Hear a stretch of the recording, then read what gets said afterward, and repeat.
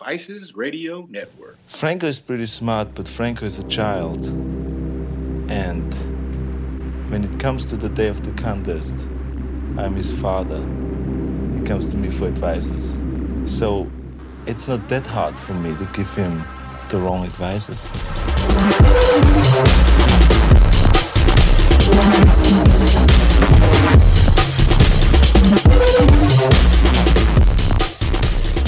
Hey guys, welcome back to the show. If you're watching this on video, this is the Think Big Bodybuilding Media channel on YouTube. If you're listening on audio, you're listening to Advices Radio Network. Shaun Clarida, IFBB Pro, third place at the Olympia. Man, how do you feel, brother? Welcome to the show. Thank you. Surreal, man. It still really hasn't hit me yet. You know, I was talking to my girlfriend. It's like a couple years ago, I was an amateur, and I used to watch all the YouTube videos of Olympia and see, you know, David Henry, Flex Lewis, all these guys battling out in that top six. Yeah. And I was like, damn, that must be awesome. How's that? I wonder how that feels. And obviously, I got my first invite to Olympia in 2015, and just slowly worked my way up. And now we're here in the top three. It's just, you know, this is obviously what you worked for, and obviously what we hope for. But when it finally hits you and it finally happens, it's no words. It's really no words. Dude, I imagine, man, it's going to take the next few months just to let this sink in. And I have to ask you, you know, out the gate, because, you know, all of us that are fans are now curious. You don't have to have an answer for this. What's next? Are you planning on doing the Arnold? Are you going to wait another year? What are you thinking, man? We're ready to 2020 Olympia. We're already qualified. I wasn't sure if I was qualified because, you know, the changes they've made this year. But the Olympia committee did put out the qualification for 2020 already. My name is on the list, and you will not see me into the 2020 Olympia. Hell yeah, man. That's exciting. So this is going to be a big year for you. Now, You took off this entire year as well. You have not stepped on stage for a year. You know, we spoke before the show. You told me that you had been focusing on bringing up your chest, bringing up your back. I'd really like to talk to you today about the what you guys did to do that, working with John Meadows. I'd like to talk to you about, you know, your nutrition and what you've learned this year working with Matt Jansen. But just to start, man, tell me about your weekend. I mean, first of all, I want to say, for anybody who wasn't out there, for anybody who's been under a rock, you look freaking amazing. You know, I mentioned this before the show. I'm not just saying this because you're on the show here. You were one of the most conditioned guys. I'd put you right up there. You and Patrick Moore, I think, had the sickest conditioning in all of the Olympia. First of all, man, that was wicked. You're saying it, but everyone kept saying if you would have talked the entire show, I'm like really? And I go back and look at pictures. I'm like, well, shit. I was happy with my conditioning, and I think this is the best look we've ever brought to the stage for sure. Yeah, I totally agree, man. What was the difference? Why now were you able to hit this level of condition? You know what? This is the first time in my pro career that I've actually had a full year to prepare for just the one show. In years prior with the Olympia, I would do 2-3 shows prior, and by the time I got to Olympia, my body was just worn out from dieting all year long. This year, my body was fresh. I was recovered. Again, I had the full year to prepare. I had no stress as far as making the weight class because I make the weight in the off season. So coming to Olympia, my body was 100% ready to go. And because of that, we were able to put on 10 pounds of stage muscle from last year to this year, and drastically, I think, way better conditioning than last year. So talking to Matt Jansen this past weekend after Olympia, we sat down and we said automatically we're getting ready for Olympia. We're going to replicate what we did this year and obviously have a bigger focus on continuously making improvements to, again, my chest and my back, but overall, everything, my calves, my traps, and hopefully put on another 5 or 10 more pounds and then come back next year and just be undeniable. Absolutely, man. Now, how tall are you? 5'2". 5'2". And what did you come in at weight-wise for this show, if you don't mind us asking? So I stepped on the scale on Thursday at the weigh-ins, fully dressed, 173.5. Once we dried out and stepped on stage on Friday morning, I was around 169. No kidding. It's funny, man, because, you know, this is a testament right here. You know, you hear guys that are like, oh, yeah, you know, your local guys, they're thinking like, oh, yeah, I'm a middleweight, I got to be 176, or I'm a light heavy, I got to be 199, I got to be at that top end. You're a testament. You don't have to if you look good, right? Exactly. It doesn't matter what you weigh. The judges don't know what you weigh. They don't care. You know, I mean, it's a matter of what you bring to the stage. I've always been a lighter guy in every single show since I was an amateur from day one. I was always giving up 20, 30, 40, 50 pounds. So for me, it didn't mean anything. I know what I was bringing to the stage, and I know what I was capable of, and I never let that deter anything from me. Yeah. You know, I was thinking about it. So if you guys haven't seen it, I had the opportunity to talk to Shaun. We just did a really quick, 2-minute interview at the Meet the Olympians. And I pointed out, that Matt Jansen had said, that you're a guy whose body always responds. I pointed out that you were a guy who's been strong since the beginning. And, I got to thinking, what are the things that are difficult? Because I don't want to paint it as that this has just been a cakewalk for you. That's not what I want to do, because I know that that's not the case. So, and I don't know what those things are. So tell me, what's the hard part for you with all this? Again, just giving up the weight. I mean, every show is different. It depends on what the judges want that day. It could be a conditioning factor where some judges like big, and when I go into a show and it's just like you're just too small. That's probably been the most difficult thing in my career. It's hit or miss. I've won 4 pro shows under 212, obviously, but there are a lot of pro shows that I've lost simply because I was just too small. And obviously having the weak body parts that I have, like the chest and the back last year, kept me back from winning more shows, I believe. But I think now we're starting to hit the stride. We know what the game plan is. We know what works best for my body. And I think we're going to replicate next year and going forward. And, hopefully, God willing, we walk away with the title next year. And I don't plan on losing the title until I decide to step away. Right on. So what does your food look like, say, in the off season? Because I imagine that you must have a fast metabolism. You've got to be pushing calories. Well, the biggest change since I started working with Matt was just food. I was under eating. I wasn't eating enough. So I sent him a plan. He'd be like, dude, the reason why you're not progressing is because you're not eating enough. Because I started my career in college. I didn't have coaches. I just had people who competed that were locally. I would eat 3 or 4 just regular meals from the cafeteria, nothing really weighed out. So I was just I was getting by my amateur career, just cruising off of cafeteria food and not really weighing anything. But obviously that had to change eventually when I got, into PC, IFBB. So working with Matt now, we increased my food a lot. I mean, a lot of white rice, a lot of cream of rice. My protein intake is about 7 to 8 ounces per meal. Okay. We're doing roughly, off season about 6 meals, I would say, plus maybe a shake. And I like to enjoy my junk food. Again, the way I train, I can utilize the junk. My biggest motto is calories in, calories out. Okay. Meaning, if I want to eat cookies, ice cream, all that stuff, I'm going to do so because I know I'm going to burn it off and utilize it in the gym. So what's your favorite junk food? Oh man, ice cream and pizza. That's it. So we're talking like after, you're trying to grow chest, trying to grow back. I'm imagining you like post back day, just like large pizza in front of you, ice cream in the freezer, ready to go.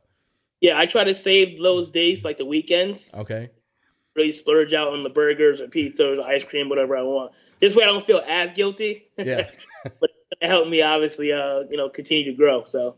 That's cool, man. That's really cool. So post-workout meal then, you mentioned that you're doing like 8 ounces of meat per meal, white rice. What like how much rice are we talking like in a post-workout meal? In the off season? Yeah. About 250 grams, give or take. Okay. And then how far down would you have to take your carbs to get into the condition that you got into? The lowest we went actually this year, I'm surprised because we've been as low as, 70 grams. Per meal, just right. It was like a drop of rice, and it was like, that was it. This year, we're no less than about 100 grams per meal. Okay. That's 6 times a day. Yeah, exactly. I've never done 0 carbs. The last 2-3 weeks out, the last meal was carbless. Okay.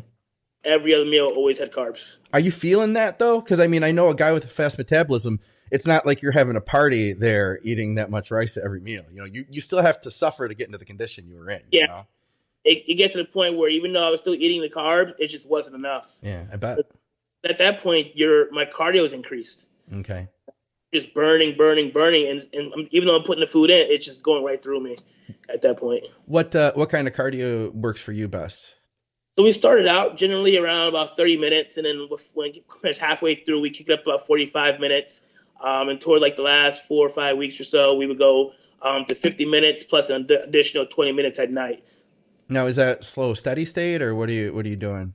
Yeah, I usually do the Stairmaster at a steady state. I keep my level around. I start off for like 4. I usually finish around 7 or 8. So my heart rate's anywhere between 140 and 150 when I'm doing that. Okay. And we had talked before that your training, your everything that you're doing training wise. Now John Meadows has been helping you with that. You had said in our previous video that you are training chest and back 2 times a week. I'd love to talk to you, pick your brain a little bit more about that. In the past, I take it you'd been training everything once a week? When I first started, yeah, it was pretty much once a week, standard, typical bodybuilding split. And obviously it worked because, it worked for me at that point in time. But again, moving forward, I need to make even more progress. So since I started working with John, again, we sat down, looked at pictures, looked at the feedback of the judges, and realized that my chest, because my shoulders are so big, dominant, just naturally, that they overpowered my chest. Okay. So my chest got smaller. So what we did was we actually cut back on the shoulder training and increased the chest training. So I'll give you what my split was. My split was pretty much Mondays was back and biceps. Tuesday was chest, shoulders, triceps. Wednesday was quads. Thursday we repeated day one, which was back and arms, but it was more so a lighter day. So our first heavy day is Monday, and then a second back day was usually like a pump day, which is more so machines, cables, as opposed to the first day, which is dumbbells, barbells, compound movements. And then Friday we would do chest again, chest, shoulders, triceps again. Same method as a pump day, just cables, machines, just getting more blood in there. And then Saturday mornings we would do hamstrings and glutes and calves. And then Sunday would be my off day. Okay. Now you had mentioned before that you get a lot of rest, because I asked you how do you recover from all that. When you say you get a lot of rest, are you sleeping a lot? I mean, what do you define what rest means to you? Yeah, so pretty much what I do, from the start of prep, I work from home, obviously. Bodybuilding is my full-time career now, thankfully. So what I do is I do cardio at 4:30 in the morning with my girlfriend. We get up at 4:30. The reason why I get up at 4:30 because she has to be at work at 7:30. So I can get up whenever I want, but because we do it together, I'll get up early with her, do my cardio. I'll come home, eat my first meal, and I go back to bed. And I'll wake up with my next meal, and obviously I'll eat again and just relax for the whole entire day. Even if I'm not sleeping, I'm still relaxing and not doing anything, so I'm still recovering and resting. So I do get a lot of rest throughout the day, but also I think getting a lot of Graston, cupping, deep tissue, all that stuff 3 times a week has definitely helped my body be able to recover. Yeah, that makes sense, man. So, overall, sets and reps wise, if you're hitting chest, say twice a week, are you hitting the twice as much volume as you would have, or is that now split up in some way? So it's pretty much the same, to be honest with you.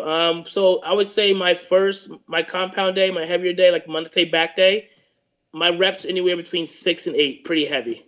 And I'll do maybe 1 or 2 warm-up sets and then maybe 2 all-out sets. So I'm choosing maybe 4. John has a plan. Usually it's like 3 to 4 decent sets, decent workout exercise, and I'll maybe add another one in there that I prefer or I like to do. So I usually walk away with 5 back exercises and 2 bicep exercises. What does heavy look like for you? Because what's heavy look like for you? Because I know you're a strong dude. I can dumbbell row the 170s, T-bar row anywhere, couple of plates. I can squat over 500, 515 for reps. I can leg press 1300. I'm just a strong guy, I guess. I don't know. That's what I've heard, man. I've heard, like I said before, I've heard you've been strong, basically your whole life, just a strong dude. I know John does a lot of his cues relate to controlling the weight in specific ways. Is he having you do anything specific with how you perform reps, or is he just saying, hit 8? Yeah, no, he just hit 8. He knows that I'm gonna get the job done to the best of my ability. He just has me hit a set number, a particular exercise, and I just kind of go for it. Okay. I've trained with John plenty of times, and he's seen how I've trained, and he's never really had a problem with it. So I think we're in a good position with that. What's it like working out with him? Oh man, you have his program in front of you. It's great and it's hard, but when he's actually there physically pushing you through it, it's like it's just so much different because he's there. Look at you. He's yelling at you. He's having you do extra reps, extra sets. It's definitely a good motivation. I actually trained with him 3 weeks after the Olympia. He was up here at Bev's and we trained back, obviously. And he put us through a workout. And again, I'm always learning something new with John, either exercise, or positioning, or how to hold things, or how to hit things a certain way. It's absolutely phenomenal. So Bev's gym, now you're in New Jersey, so that's up in Syosset. I'm not super familiar with locations out there. Is that super far from you, or is that a place you can go on a regular basis? No, it's about an hour 15 for me, so I don't go to too regularly. Okay. Tell me about the gym that you do train at normally. So I have 3 different gyms. I have my powerhouse in South Hackensack that I've been training at since I was an amateur. I also train at Signature Fitness, which is near here in Belleville, New Jersey. And there's a new gym that opened up here in Cedar Knolls called Iron Culture, which is very old school, hardcore bodybuilding. Every gym has equipment that I like, and I kind of say I like doing legs here, or I like doing back here. So I have those gyms to kind of choose from each week to kind of, get the job done. Do you run into any other pros out there in any of the gyms you train at? A few, mostly like physique guys or girls. But as far as like I've seen Victor a couple of times, Victor Martinez. He trains at the Signature Fitness that I go to. A few other guys, but I really don't pay much attention, to be honest. Right on. You're in there to get the job done at this point. Hey guys, why are you using sports nutrition that was designed for someone else? At TrueNutrition.com, they offer the world's largest selection of quality protein powders, and they let you design your own custom blend from a variety of powders, flavors, boosts, and packaging options, like the Team Skip blend, for instance. That's over 20 billion possible combinations to create a protein powder tailored to your diet, your goals, your tastes, and your budget. TrueNutrition.com also offers the ability to create delicious custom oatmeal blends, and they're third-party tested, proving that all their supplements are ensured to have the highest level of quality and value. Don't be a sucker and pay for fancy packaging and gimmicks. Discover the source that bodybuilders trust and stop using mass-produced nutrition that wasn't designed for you. TrueNutrition.com, and use our code ADVICES at checkout to let them know that you support the shows.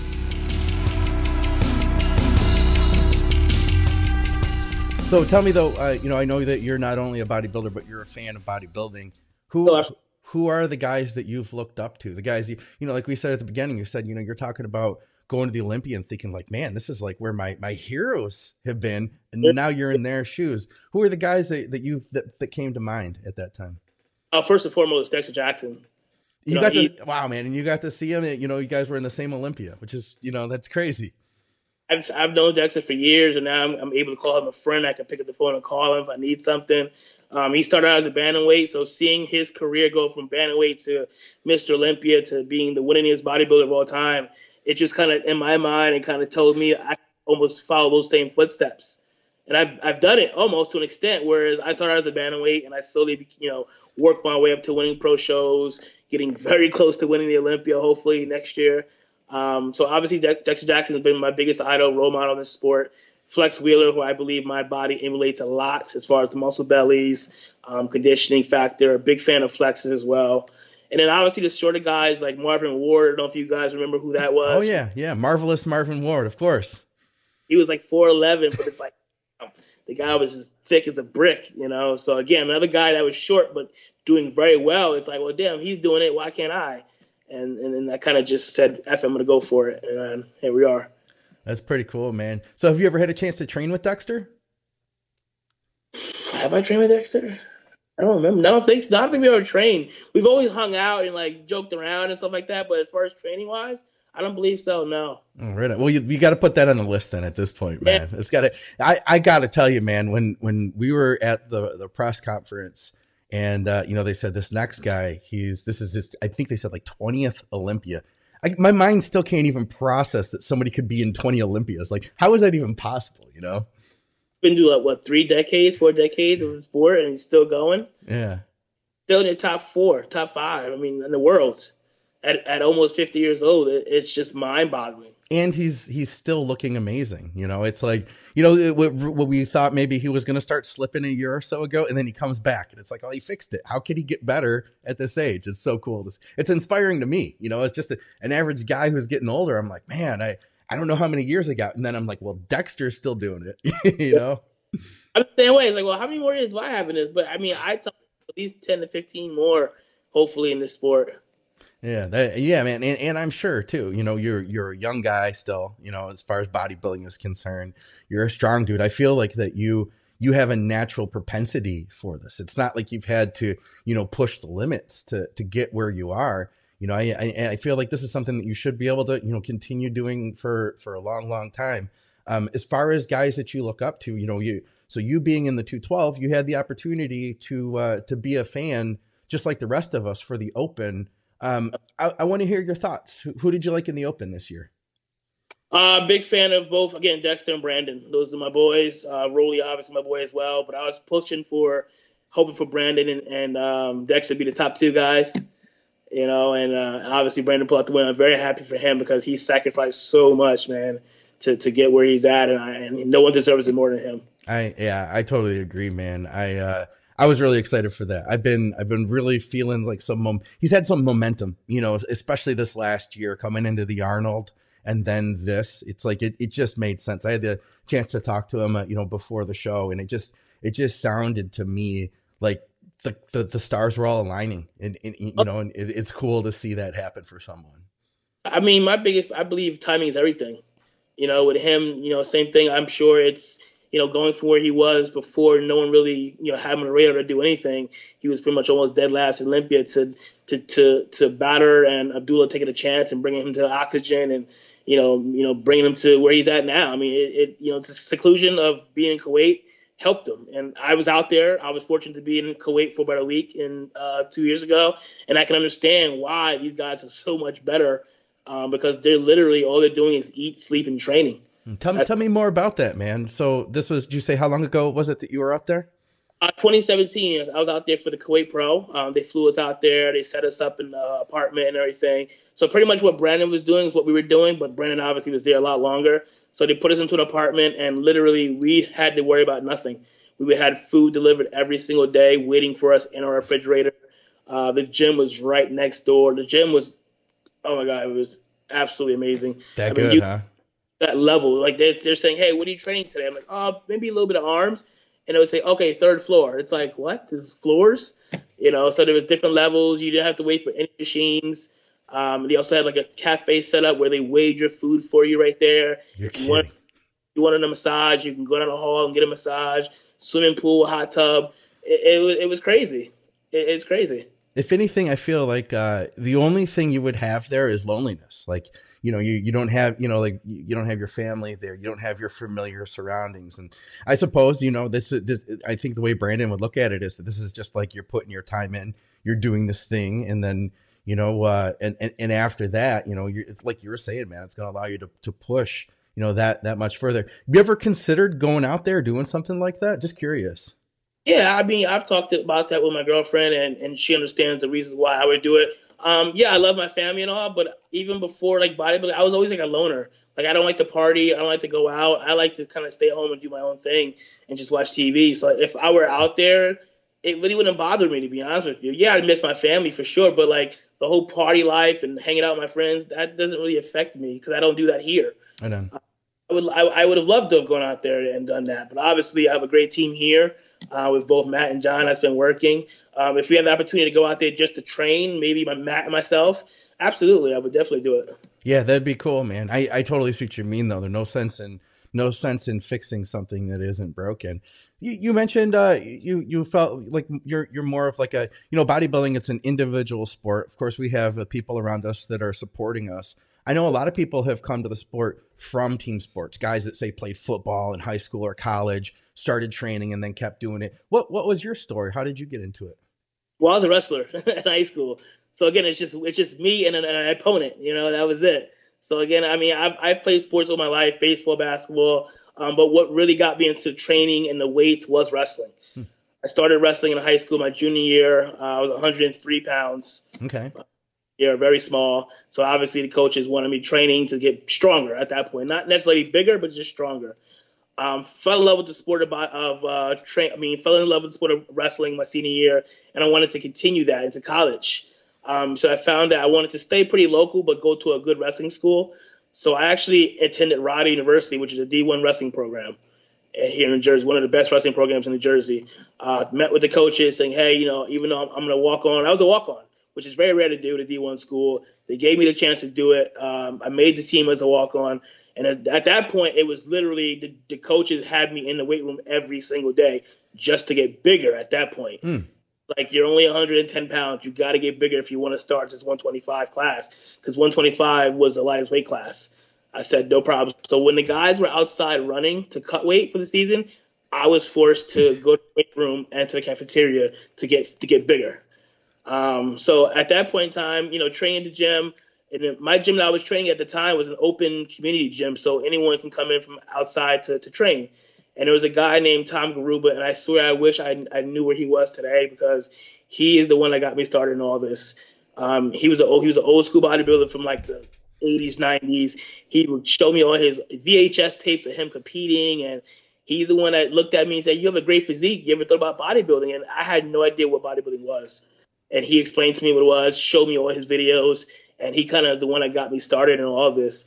And, I fell in love with it instantly. He helped me do my first show after 3 months of just training. And my first show, I literally quit wrestling right then and there and pursued bodybuilding all the time. Yeah. Wow. And how old were you then? 23. 23. Yeah. So you quit wrestling. You had the opportunity to do a walk on, and you were like, you loved it so much that you're like, you completely switched gears at that point. So close to being a starter for the program, and I fell in love with bodybuilding. I took a chance. I loved it that much that I decided to tell the coaches, I'm going to quit and pursue this bodybuilding thing. And they respected it. They understood, and I'm sure today they understood why. I'm sure they're happy with my decision. But yeah, Tom Garuba, man. Oh man, I wish I knew where he was today, because I've been trying to find this guy since forever. And again, I can't thank him enough. If he's ever watching or seeing me, I would love to just connect with him again. Damn, I can so relate to that too. I think we all have like our own, did you say Garuba? Garuba is his last name? Our own Tom Garubas, in our lives that we can look back at, man, that have planted some seeds and given something to us, It wasn't for him, man. I probably wouldn't know who you are. I probably wouldn't be talking to you. I would not be doing this, because it was never a thought. No one else ever, put this into my head. He was the first to do it. So you were 23 at that time when you did your first show. How old are you now? 37. 37. So I think it's an important note. And this is, considering we only talked for 2 minutes in that pre-show interview, I feel like we covered a lot of stuff, because you also made the point that this isn't something that happens overnight. And I feel like it's easy to feel like it does nowadays. You see these guys, I may work with a nutrition client that like they have it in their head, they're new, and they're like, well, I'm going to be competing at the Arnold Amateur next year. I'm like, well, hold on a minute. You've only been lifting weights for 6 months, but people see these quick transformations, and it looks like you can become a Shaun Clarida. Hey, I weigh 180 pounds. I don't have to gain that much more. Things can get kind of twisted pretty damn quick. And that's not the reality of it, man. So you've been doing this for quite a while now. And most people are not going to achieve the level you have in that frame of time, let alone 20 more years. Talk to me about the just the journey that you've been on. I hate to use that word because it's almost cliche, but the journey that you've been on and the amount of time that you've had to just keep putting one brick on top of the next. It is a journey, a very long journey. 14 years of doing this. This Olympia was my 49th show. People don't realize I've done 49 shows all around the world. I've been everywhere. So a lot of Protan has been used. But yeah, no, I think what happens now with guys, man, they get so caught up in the hype of Pro Card and the social media, and they think they're going to be Insta famous, and they want to be coaches. And, if you're doing it for that, you're doing it for the wrong reasons. I told you, if bodybuilding shows ended tomorrow, I'd still be in the gym training the same way, because I fell in love with the training aspect. And because I fell in love with the training aspect, I like seeing my body progress. Bodybuilding just so happens to be there for me to show that off, to display that. But again, if it didn't exist, I'd still be in the gym training and love seeing my body progress from day to day.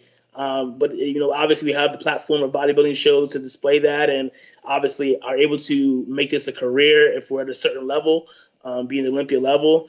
But yeah, it has been a long journey. It's been 14 years of just grinding, like day in and day out, and just proving a lot of, not new suggestions like proving people wrong, but proving myself right. Because I believed in myself since day one. If you don't, that's the biggest thing. You have to have consistency and belief in yourself. If you don't have those things, I'm sorry, three things.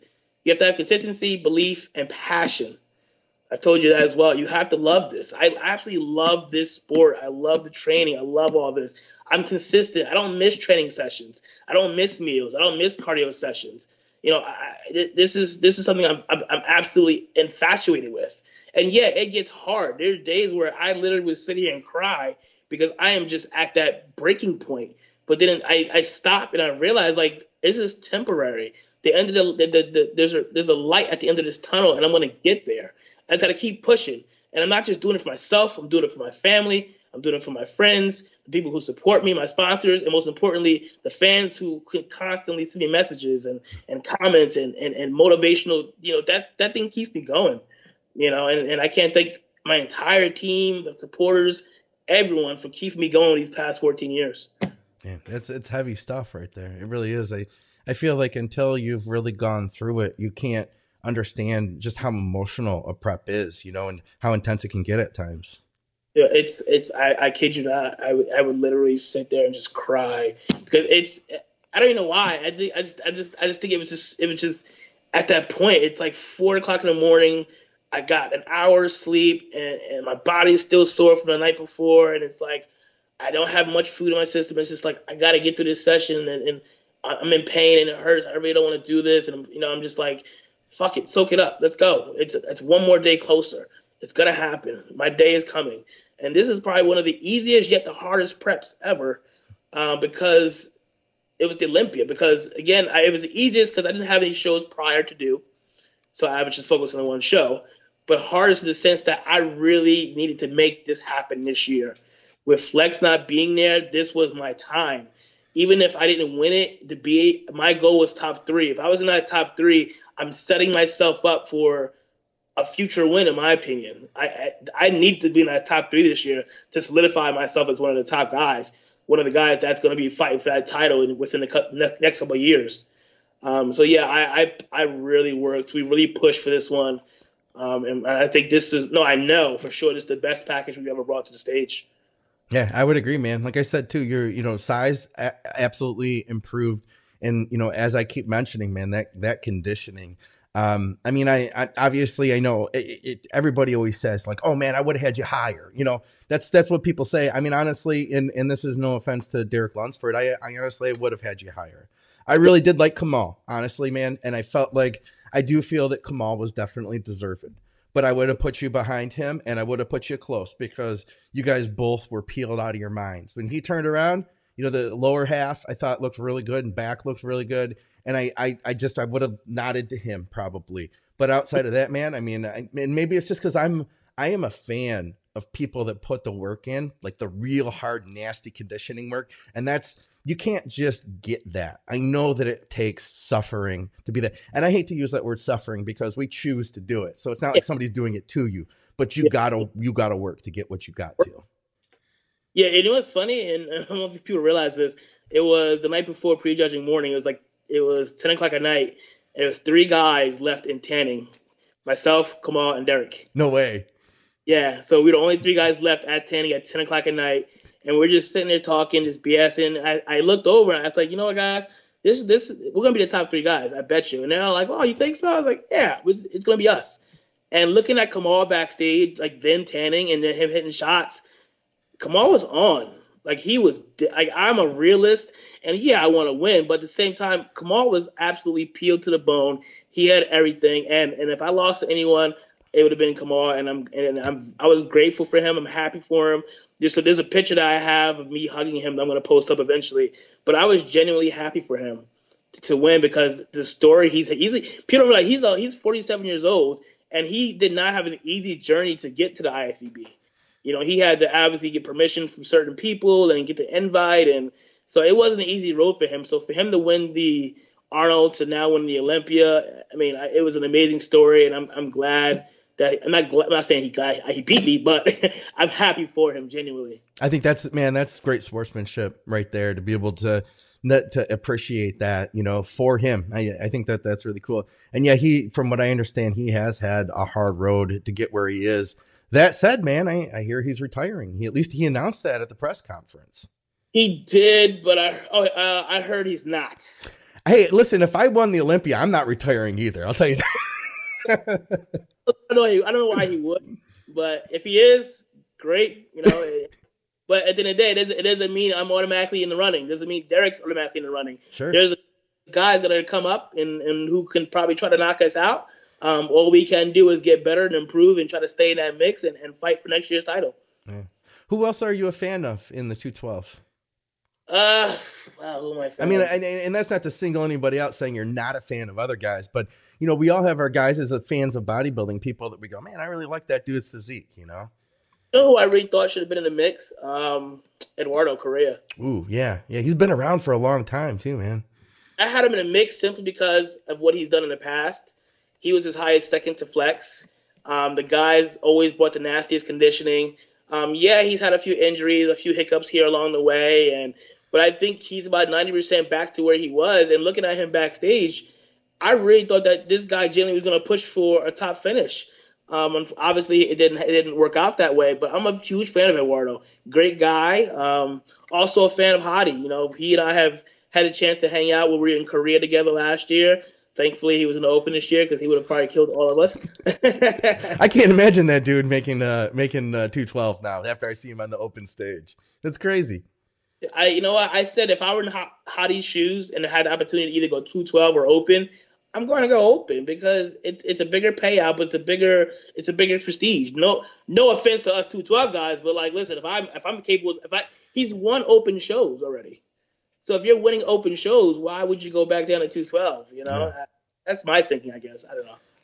Yeah, no kidding, man.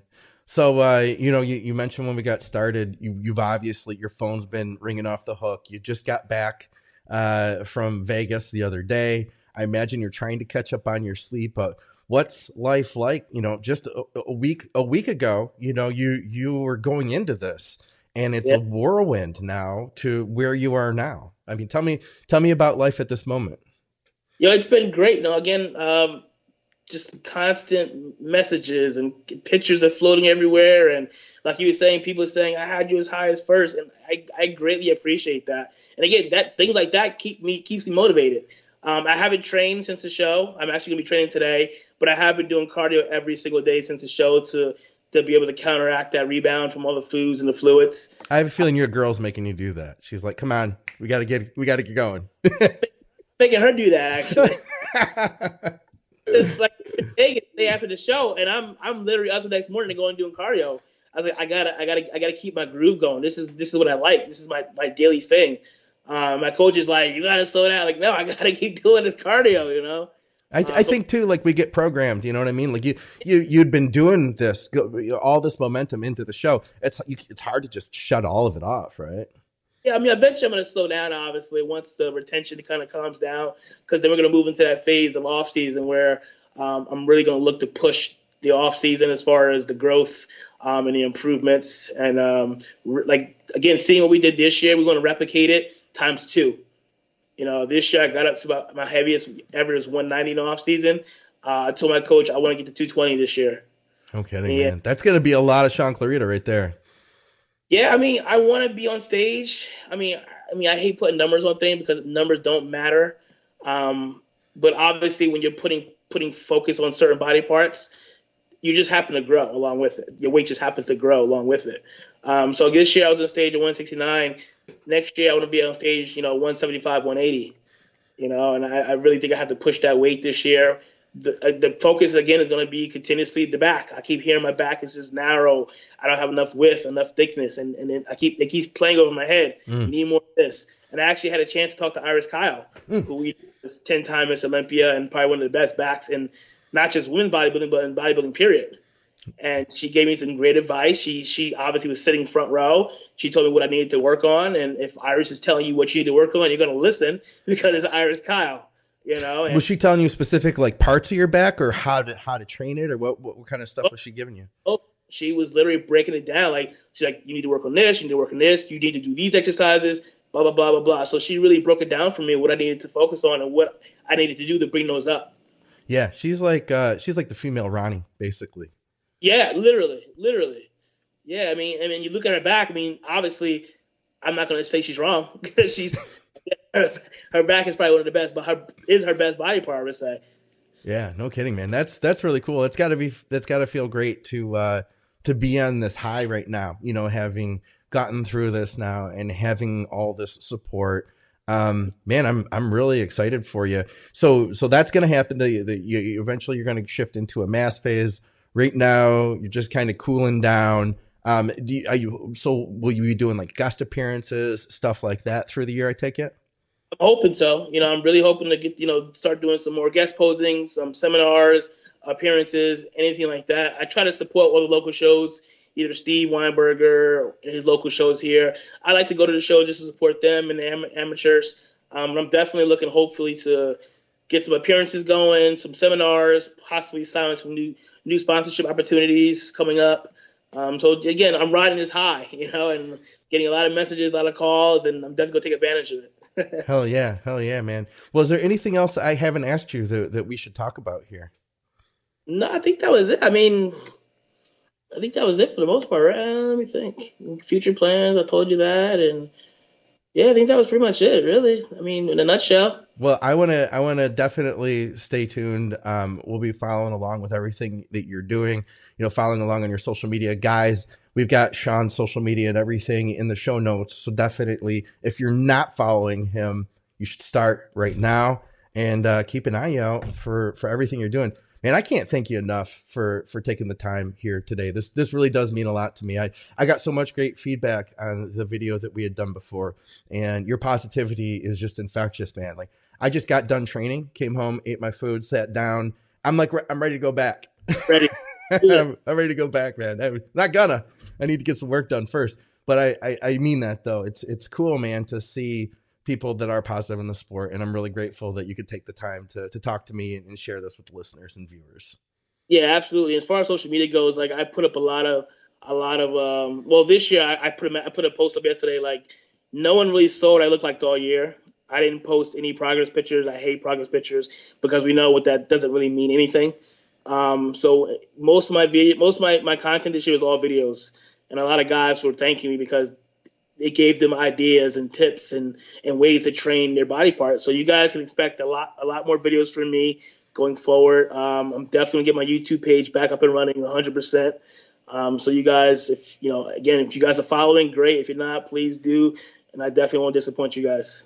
Hell yeah. Yeah. Guys, definitely follow along. And like I said, everything that Shaun's doing, you can check that out in the show notes for another episode of Advices Radio and Think Big Bodybuilding Media at YouTube.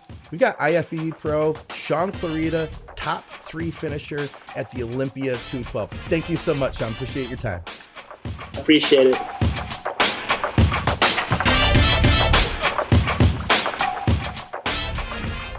Advices Radio Network.